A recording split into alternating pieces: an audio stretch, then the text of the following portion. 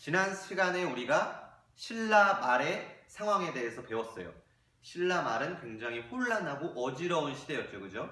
그래서 귀족들이 원하는 왕을 마구 세워서 왕도 여러 명 있었고, 또 귀족들은 아주 배부르고 방탕한 생활을 한 반면에 백성들은 점점 더 힘들고 어려운 생활을 했었어요. 이렇게 어지러운 상황 가운데에서 각 지역에 있었던 호족들, 힘이 있는 세력들, 호족들이 있었는데 그 호족들 중에서 몇몇들이 나라를 심지어 세우게 되었죠. 그죠? 우선 견훤이 세운 나라 어디였죠? 후백제. 후백제라는 나라를 세웠고, 또 궁예는 이곳에 후고구려라는 나라를 세우게 되었어요. 그죠? 우리가 지난 시간에 이렇게 배웠습니다. 그런데 후고구려를 세운 궁예가 난폭하게 나라를 다스리기 시작하자 궁예를 몰아내고 누가 새로 왕이 됐죠?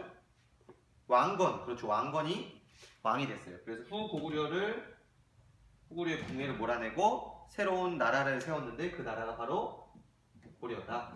고구려의 뒤를 잇겠다라는 뜻에서 고려를 세웠습니다. 이것을 지난 시간까지 배웠어요.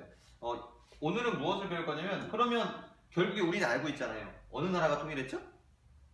고려가 통일한 걸 알고 있죠. 그럼 고려가 어떻게 통일을 했는지, 그 후삼국 통일의 과정을 이번 시간 영상을 통해서 보고 다음 시간에 계속해서 이어나가도록 하겠습니다.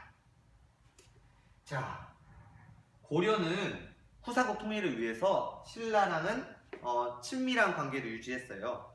그런데 후백제랑은 대립했어요. 다시 한 번 더 얘기하면 고려는 신라랑은 친하게 지냈어요. 통일을 위해서. 그런데 후백제랑은 서로 대립을 하게 되었어요. 그러던 중에 후백제가 신라를 공격하자 고려는 신라를 돕기 위해서 군사들을 이끌고 신라로 와요. 이때 왕건은 신라를 공격하고 돌아가던 후백제군과 공산지역, 지금에 말하면 대구 지역에서 전투를 벌이게 돼요. 공산전투라고 불러요. 공산지역이니까 공산전투라고 부르는데, 돌아가던 후백제군과 고려군이 여기서 맞붙게 돼. 그런데 누가 이기냐면 바로 후백제군이 크게 이기게 됩니다. 그래서 고려는 크게 패하게 되는 그런 일이 일어나요. 바로 그게 이 공산지역에서 일어나게 됩니다. 자, 이렇게 공산전투에서 크게 패한 왕건은 위기를 맞이하게 됩니다.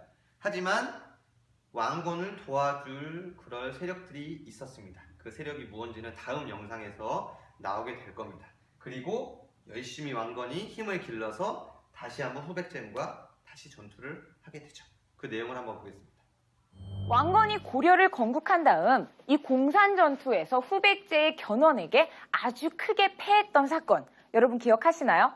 이 왕건의 부하 신순겸의 희생으로 이 왕건은 가까스로 목숨을 건지게 되는데요. 그 후로 고려는 이 3년 동안 착실하게 전쟁을 준비하기 시작합니다.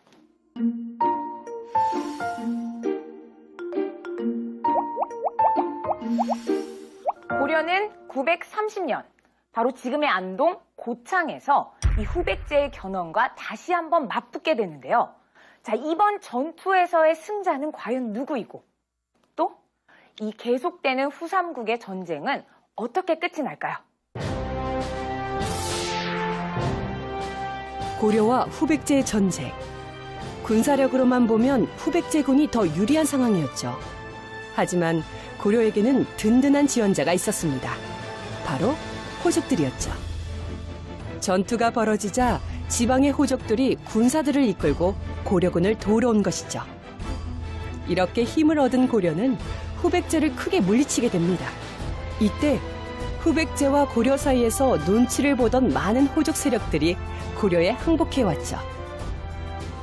고창 전투에서 고려군에게 크게 패배한 견훤에게 더욱더 큰일이 일어납니다.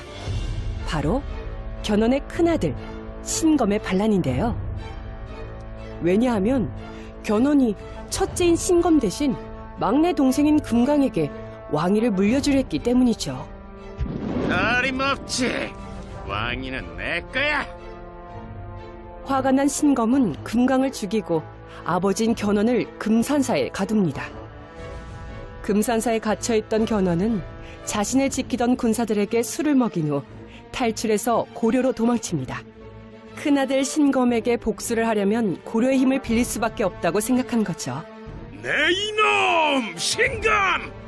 감히 아비 날 가둬 혼쭐을 내줄 테다! 한편 신라의 경순왕은 생각했어요. 이제 대세는 고려로 완전히 기울었어.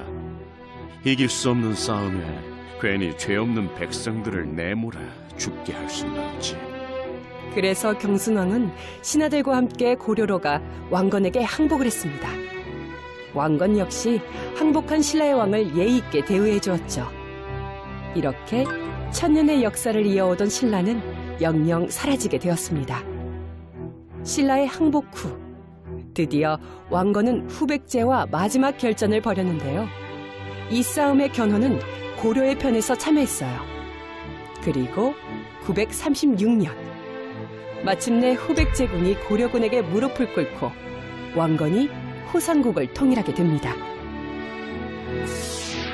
후삼국을 통일한 주인공이 바로 고려였네요. 잘 맞죠? 자, 이렇게 고려가 후삼국 시대의 막을 내리고 고려가 삼국을 통일하게 됩니다. 오늘 영상을 잘 봤으면 선생님이 미리 적어준 도전과제 첫 번째 거와 두 번째 거의 답을 잘 달 수 있을 거예요. 오늘은 정답이 있으니까 잘 모르겠으면 다시 영상 앞으로 돌려가서 정답을 찾아서 도전과제에 적어주면 되겠습니다. 알겠죠?